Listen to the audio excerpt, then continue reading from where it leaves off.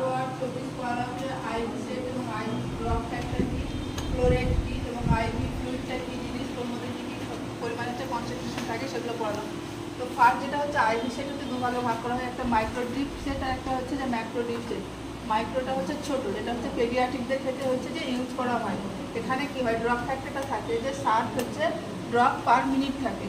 আর এখানে হচ্ছে macro drip, যেটা হচ্ছে অ্যাডাল্টের ক্ষেত্রে ইউজ করা হয়, যেখানে হচ্ছে ড্রপ ফ্যাক্টরটা থাকে 10 থেকে 20 ড্রপ পার এমএল বা অ্যাভারেজ যেটা দেখা দেওয়া থাকে ধরে, যেটা হচ্ছে 50।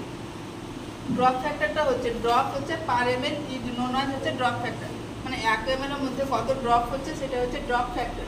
ফ্লো রেটটা হচ্ছে ড্রপ পার মিনিট, মানে হচ্ছে কত ড্রপ পার মিনিটে যাবে সেটা হচ্ছে ফ্লো রেট।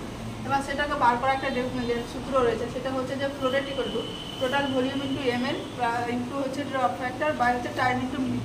যেটা ভলিউম থাকবে সেটাকে আমাদের হচ্ছে এমএল এ কনভার্ট করতে হবে। দেন হচ্ছে ড্রপ ফ্যাক্টরটা হচ্ছে যেটা হচ্ছে যে আইভি সেট থাকবে তার হচ্ছে কভার উপরে ক্লিয়ারলি মেনশন করা থাকবে যে কত হচ্ছে ড্রপ ফ্যাক্টর। দেন হচ্ছে টাইমটাকে হচ্ছে মিনিটে কনভার্ট করতে হবে। যেমন আমি একটা এখানে উদাহরণ দিয়ে দেখিয়েছি যে ডক্টর অ্যাডভাইস করেছেন 500 ml হচ্ছে একটা এনে 6 আওয়ারই যাবে। এখানে ড্রপ ফ্যাক্টরটা আমি 15 বলে দিয়েছি, তাহলে কী করে সেটা বার করতে হবে। তাহলে এখানে হচ্ছে যে আমরা ফ্লো রেটটা বার করতে হলে এখানে বলেই দিয়েছে যে total volume into ML. MLA তো বলে এখানে এমএলই বলা আছে, তাহলে আমার কোনো কিছু কেউ কনভার্ট করতে হচ্ছে না, তাহলে 500 ml। দেন হচ্ছে যে ড্রপ ফ্যাক্টরটা এখানে আমি 15 বলেই দিয়েছি, যে ড্রপ ফ্যাক্টরটা 15 থাকবে, তাহলে 15। এবার হচ্ছে 6 আওয়ারলি বলেছে, 6 আওয়ারকে যদি মিনিটে কনভার্ট করি তাহলে যে 60 দিয়ে গুণ করতে হবে, তাহলে হচ্ছে যে আমরা ড্রপ ফ্যাক্টরটা পেয়ে যাবো যে কত এমএলএ কত মিনিটে যাবে।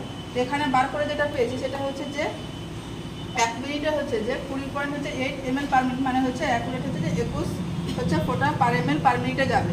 দেন হচ্ছে যে আইভি ফ্লুইডটা কি, আইভি ফ্লুইডের হচ্ছে কনসেন্ট্রেশন যেটা, সেটা হচ্ছে নাম্বার অফ সলিউট ইন সলিউশনের মধ্যে কতটা হচ্ছে সলিউট থাকে সেটাকে আমরা কনসেন্ট্রেশন বলি। এবার কনসেন্ট্রেশনের মধ্যে এখানে আমি তার 3টে ভাগ করেছি, যেমন হচ্ছে আইসোটনিক, হাইপোটনিক আর হাইপারটনিক।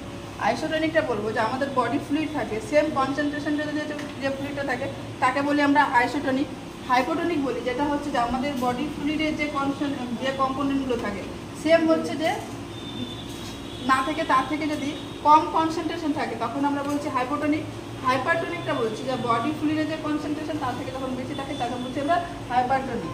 দেন হচ্ছে যে ডিফিউশনটা কি, যে ডিফিউশনটা হচ্ছে যে মুভমেন্ট করবে solid from the high concentration থেকে হচ্ছে লো কনসেন্ট্রেশন থেকে হচ্ছে মুভ করবে।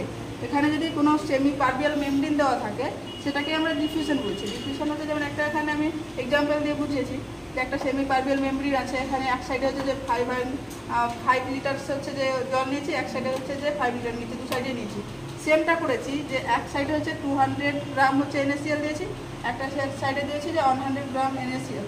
তাহলে এখানে একটু ক্লিয়ারলি মেনশন করা আছে যে হাই কনসেন্ট্রেশন থেকে লো কনসেন্ট্রেশন দিতে হবে।